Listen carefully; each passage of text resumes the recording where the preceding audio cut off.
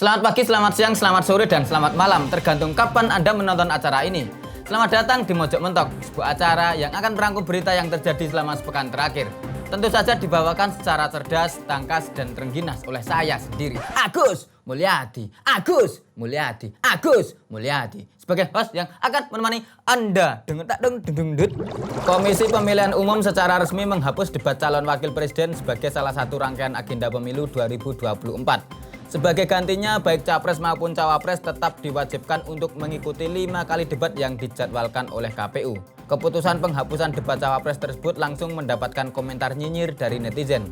Penghapusan debat cawapres dianggap menguntungkan bagi Gibran Rakabuming sebagai cawapres yang oleh netizen dianggap paling tidak cakap dalam berdebat dibandingkan dengan dua cawapres lainnya. Terlebih pasangan Prabowo Gibran juga selama ini menjadi pasangan capres-cawapres yang paling banyak tidak hadir dalam berbagai undangan debat dan diskusi yang diselenggarakan oleh berbagai lembaga dan media. Penghapusan debat cawapres tersebut akhirnya mengundang komentar juga dari banyak tokoh, salah satunya adalah Mahfud MD yang juga tampil sebagai cawapres. Mahfud mengatakan ia menyerahkan sepenuhnya keputusan penyelenggaraan debat kepada KPU.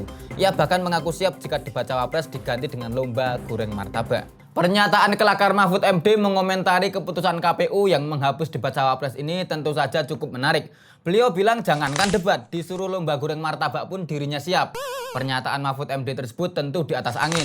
Sebab memang dari 3 cawapres, dirinya lah yang selama ini dianggap paling unggul dan kompeten dalam debat. Pernyataan Mahfud MD yang siap jika lomba debat diganti dengan lomba menggoreng martabak pun juga menjadi hal yang menarik. Terlebih selama ini banyak pihak yang memang meragukan dampak debat capres-cawapres dalam meningkatkan elektabilitas secara signifikan. Makanya usulan lomba menggoreng martabak dan lomba-lomba lain untuk menggantikan debat capres atau cawapres ini sebenarnya sangat bisa dipertimbangkan. Kasihan Pak Prabowo juga ya, pasti sudah bosen ikut debat capres. Bayangkan, beliau sudah sangat sering ikut debat baik sebagai capres maupun cawapres di 3 edisi Pilpres. Mungkin sudah saatnya debat capres-cawapres diganti dengan lomba yang lebih menarik untuk masyarakat. Bisa lomba masak seperti yang dikatakan oleh Mahfud MD. Mengingat kita adalah bangsa yang suka membicarakan dunia masak-memasak. Terbukti kita bisa berdebat panjang soal polemik hasil pemenang MasterChef Indonesia. Atau bisa juga debat capres-cawapres diganti menjadi lomba merangkai bunga. Ini penting sebab selama ini orang hanya disodorkan dengan kemampuan retorika capres-cawapres. Padahal kemampuan menghadirkan keindahan estetika melalui lomba merangkai bunga tak kalah penting bagi seorang pemimpin.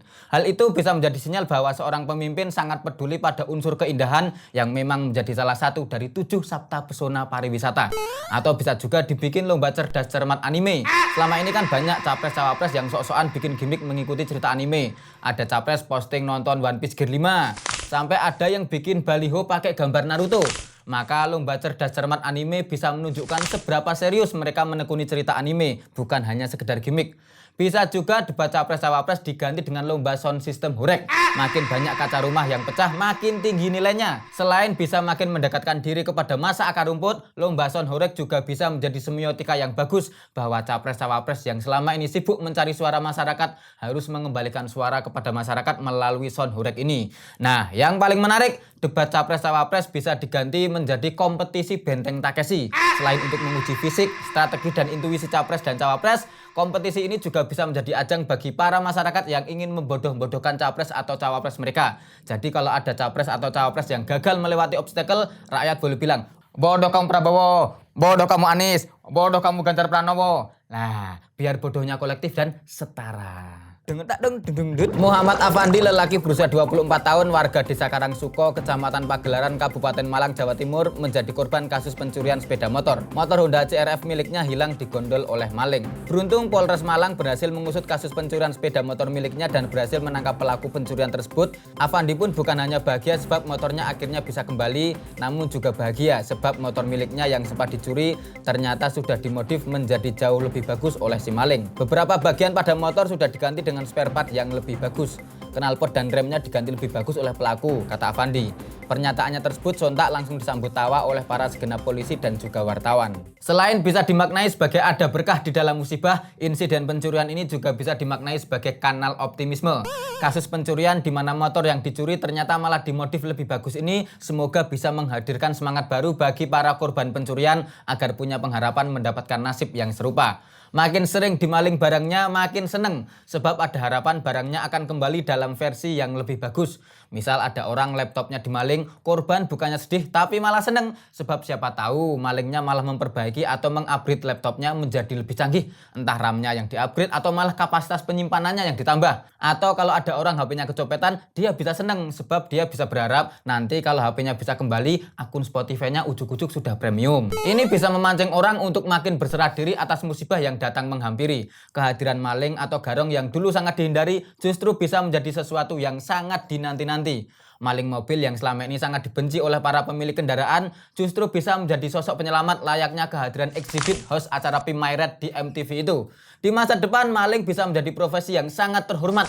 Ia begitu dicintai oleh banyak orang. Jadi kalau ada orang tua yang bertanya tentang pekerjaan pacar anaknya saat ngapel, lalu dia bilang, saya kerja jadi maling pak, niscaya besoknya ia langsung diminta untuk melamar.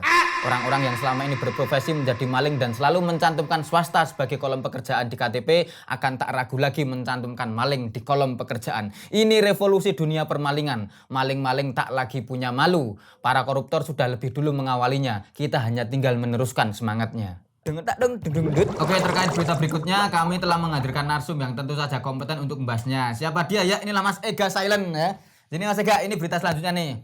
Jadi juru kampanye Ganjar Mahfud Limbat justru hadir dalam kampanye Prabowo di Tasikmalaya. Aneh banget. Gimana menurut panjenengan ini? Limbat harusnya jadi juru kampanye Ganjar Mahfud datang di kampanyenya Prabowo Gibran di Tasikmalaya. Itu bukti ini sih Gus, kayaknya pesulap tuh elastis kemana-mana. Oh cocok. Jadi mau ke sini tuh enak. Bisa enak, jadi, senyap gitu ya. Bisa jadi loh Kalau ya. saya ini malah heran tuh siapa yang meminta Limbat jadi juru kampanye kan aneh banget. Gimana Anda bayangkan kampanye Limbat padahal nggak pernah ngomong. Nah itu kan aneh banget Pak. Kok ada yang atau jangan-jangan ini simbol bahwa oh gue cuma Pak. Simbol bahwa Apa ya bahwa Limbat ini adalah representasi orang yang merdeka dalam senyap.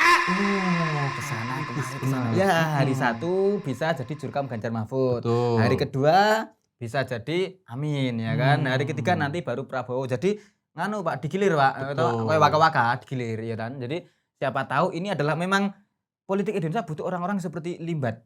Yang dia seperti ya panjenengan tadi bilang lentur, lihat ya kan, bebas kemana saja. Kalau dalam istilah sepak bola versatil gitu. Dadi back iso, dadi striker iso ya kan, calo tiket ya iso. Jadi kita butuh orang-orang seperti itu gitu. Dan gol-gol dalam politik itu kayak butuh sentuhan magis gitu. Nah, Limbat tuh representatif dari sentuhan magis. Sentuhan magic. Walaupun kalau nyentuh aslinya hang dan Nah, benar. Oh iya, tendangan magic berarti.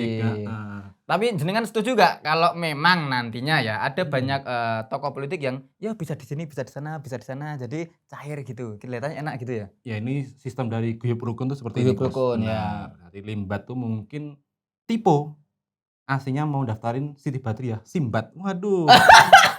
Enggak nyambung ya? Ya ini bisa. Namanya politik kan komedi. Politik kan komedi bisa, cair gitu ya. Cair cocok ya. Ini namanya apa ya? Diplomasi nglegani gitu ya kan. Betul. Sing penting lebok kisik. Ya perkara kan tim garek dikoreksi. Ya, Bener. koreksi kan gampang, sebenarnya kan usul nama itu loh ya kan. Kepikiran sapa ya?